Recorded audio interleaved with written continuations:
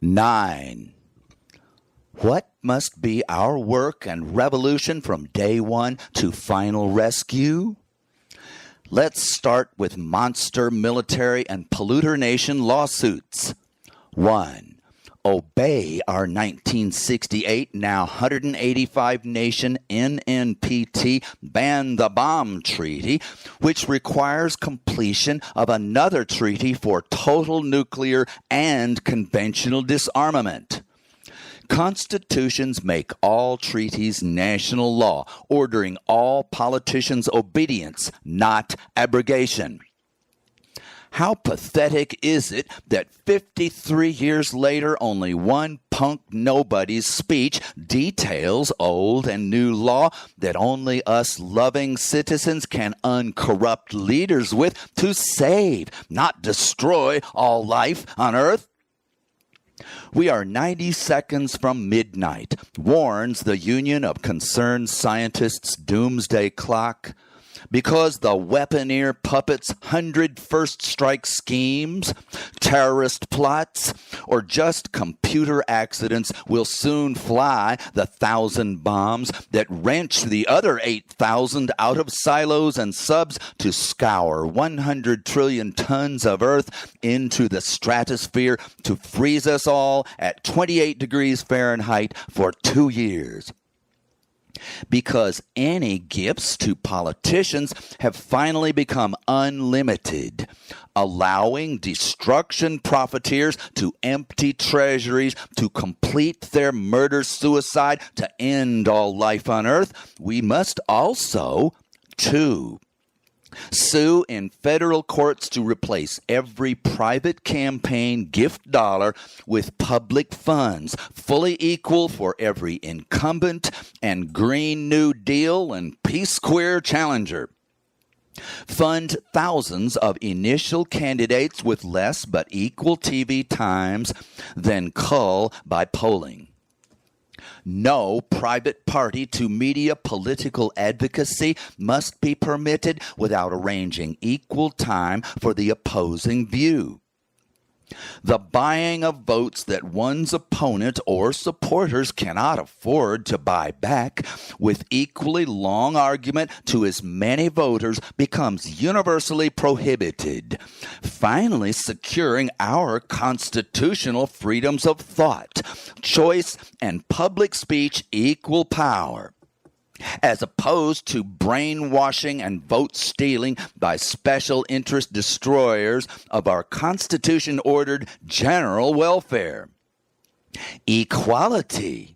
What a concept!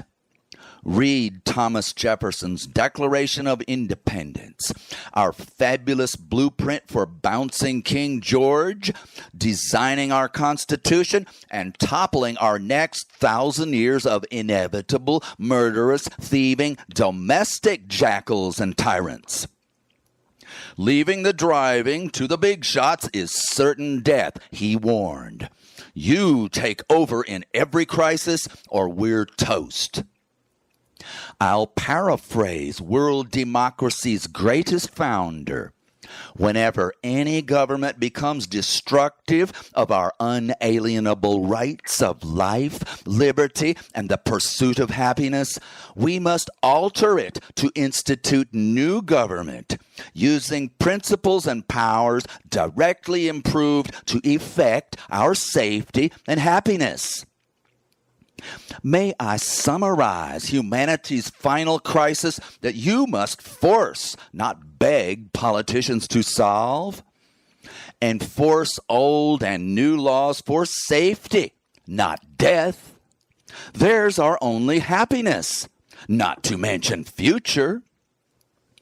Only with your help pressing and winning our court appeals will family lovers, not fossil fuel and genocidal weapons dealers, elect leaders to work on the world and national law we demand. A full 195-nation treaty that requires your country's legal work to ban nuclear weapons and private bribes, falsely called donations to politicians. just to join this new pact that eliminates entire invasion armies and air forces to leave border defenses only. Not only will this end all war, even domestic rebellion against the 100 times more loving, protecting governments, but a swords into plowshares tenet will direct the spending of every trillion saved for real world defense, not destruction.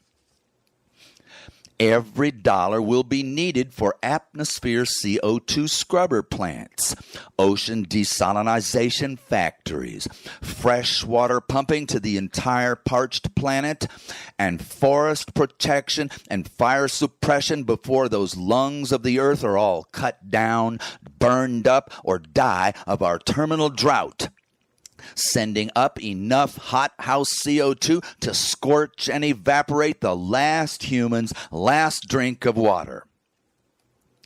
On a personal note, when I was 13, I decided in about 5 minutes that this treaty and associated national laws should be my life's purpose and work. Newsweek had detailed a 5,000 scientist conclave in Rome to scheme out the 3 ways that humanity was going to crash and burn: nuclear war, overpopulation, and the quite related environmental destruction. The Club of Rome, crisis wallowers all, none solvers, callously, if correctly assumed, government's next 60 to 80 years of too little, too late mitigation efforts, especially while all the experts voiced loud warnings but zero answers, no rescues. From 2025 to 2045, each crisis would pass points of no return, no remedy, slaughtering billions during hell on earth. Well, here we are, right on the money, boys. Thanks for nothing. Back in 1966, I decided that monster bombs in armies must be banned by a treaty that also directed most of the Titanic savings into birth control, agriculture, and environmental cleanup. Much like God yelling at mighty armies in 4000 BC, tramping off to years of war, leaving their wives, kids, and farms to rot and die, "Thou shalt pound thy swords into plowshares." Now that I've dumped on the scientists and governments for not doing their rescue part, what did I do for my next 47 years? A lot of reading, in between mostly slamming drugs. Well, I'm recovering, and this speech is my decades-late attempt to go public. 57 years later, I'm hawking essentially the same swords into plowshares treaty, just updated to attack exploding new emergencies. The Paris Accords are entirely voluntary. China and India keep building filthy new coal plants at breakneck speed.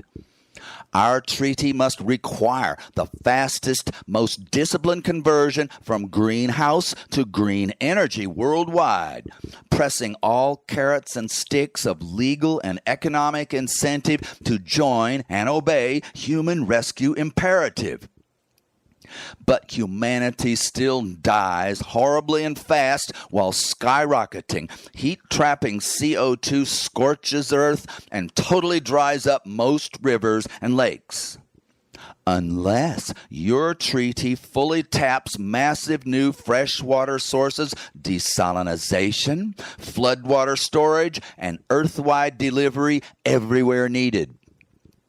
Only these new water resources, not mere rationing of soon nothing, can possibly keep forests and crops alive until emission reversal and CO2 atmosphere scrubbing's full century projects could restore normal rainfall. Speaking of emission control, A high fraction of CO2 storing forests are now in drought, with ever more being cut down and accidentally or deliberately burned up. Your treaty then must deliver new fresh water to forests before and while they burn to keep vastly more CO2 from scorching to dust every doomed lake and river and water table we now get 100% of humanity's water supply from. You have never heard from a single expert or leader any other rescue scheme that does not ignore all new source imperative. All ideas essentially temporary, hopeless water hoarding by some until open warfare decides who dies of thirst first before we all soon must. And what would that look like? Multi-millionaires with 50,000 cans of pork and beans and warehouses full of bottled water, all defended, after most likely robbed, by 30 goons around each compound with 50 caliber machine guns. Our world-saving treaty must remove and destroy all foreign civilian slaughtering bombs from every Air Force plane, then attach water tanks for dipping into oceans and lakes to douse every little forest fire before it burns hundreds of square miles for months, then water all of forests before they all die. Along with the rapid, legally binding all-nation treaty to flat halt world CO2 emissions, a century of CO2 air scrubbing might cool our weather sufficiently to water crops, fill lakes and rivers, and our damn water glasses, except that most of humanity could run out of H2O in a fifth or even a tenth of that time. So your suits to end bribery, elect real public servants, and grab the tax trillions that the jackals always stole gotta happen yesterday. To break ground on hundreds of desalinization plants as soon as possible if you plan to keep your family and 8 billion neighbors in little frills like crops that grow and water faucets that work. The simplest, cheapest mass production of fresh from salt water is to condense gigantic steam above hot coastal oceans onto large, light panels draining into shorebound pipes.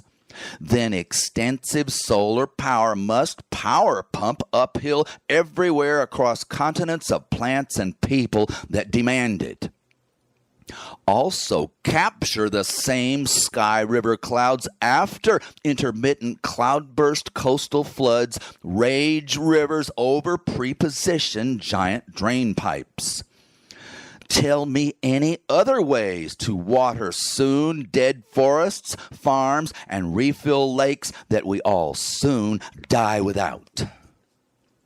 But you tell me how we could fund and build 1% of this mega industry fast enough while politician bribery and monster armies are still legal. Now you know why everyone, and I mean everyone, who's too uneducated or apathetic to connect these damn dots can't even imagine a rescue that's so obviously unavailable in patriarchy's world of tax thieving, legal corruption, and militarism that only you can end. How? War, genocide, and government bribery are unconstitutional. Sue, baby! Then eat your Wheaties and make more treaties. Our continental freshwater pumps must irrigate forests to prevent, not just put out fires. This summer, 17 Indian cities spit dust out of water taps. Your rainfall is probably setting drought records soon to threaten your water supply. South American laborers are dying of liver failure after years of massive heat and pathetic water rations. Farmers' crops and livestock are dying or dead all over the world. Drought sweeping Earth for 24 years already is becoming our 100 times longer and deadlier pandemic. 2/3, very soon to be 3/3 of humanity is severely short of water. Leaders only offer rationing of soon to be nothing. You make our warning world viral until billions of voters force them to explode vast new freshwater sources and delivery. Meanwhile, comatose office holders prepare not one sliver of our maximal rescue, still insufficient to save us all, while we leave 100% of the bribery for the war and industrial rape and murder system untroubled, untouched, and unstopped. The world has followed their thoughtless counsel to the letter, ever expecting life-saving new results from the same deadly savagery. You do recognize insanity's definition applied to breezy optimism that ingrained murder and suicide surely reform and prevent themselves without effort or change, right? Sinclair Lewis said that you can't make a man see the truth who's being paid not to. So stop the money, honey. War and other world wrecking is a hunting instinctive system of thieving the world's richest money vaults, our tax by force treasuries. Politician gifts from corporations, obviously bribes for massive government favoritism, are defended in court by claims that companies have the same right to support political campaigns as innocent, uncorrupting, single citizens do. Our lawyers must point out that masses of individual donors also totally destroy opposing voters' rights of choice and even thought. Let's say that 1 million Republicans give $50 apiece to Senator Aircraft Carrier or Congressman Millionaire Tax Cut. Their incumbent re-election candidate may start his campaign 10 points down to the Democratic challenger, but his or her donors are far fewer and poorer and sit at home getting hammered by 3 ads shilling the other guy for every one their side could afford. By election day, the one-sided brainwashing swings a fatal 15 points to the rich donor's man. Every not-so-innocent little donor actually intends to buy unequal time propaganda, exactly opposite of parliamentary equal time debate rules to fairly influence about-to-vote legislators. The only constitutional democracy, one man, one vote system, then, must institute equal time public campaign finance only. Oligarchs, power broker minorities buy propaganda imbalances to brainwash a majority off of their own interests, empowering the smallest, richest population to re-elect 96% of ever corrupted incumbents in American federal government. Their damn near always achieved goal is to twist government to make them even richer, while crushing and harming the powerless, disenfranchised majority. Both corporate and individual gifts to politicians are the antithesis of majority rule democracy. Money talks while equality, freedom, general welfare, government, safety, peace, and our very near future survival walk. This speech critically fights our battle in federal to Supreme Courts.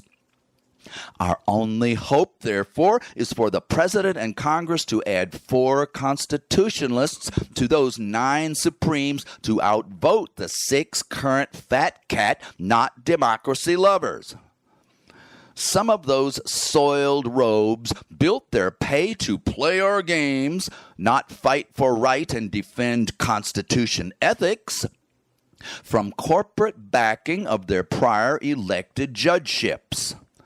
Similarly, our lawsuit to enforce our Ban the Bomb Treaty will be rejected by the same 6 reflexive supporters of corporate militarism. Please, listeners, in your every letter and lawsuit, inundate every federal judge, legislator, and president in every nation with your demands for lawful, life-saving democracy as ordered throughout every constitution that they do keep swearing to defend. As you and I finally, in the nick of time, are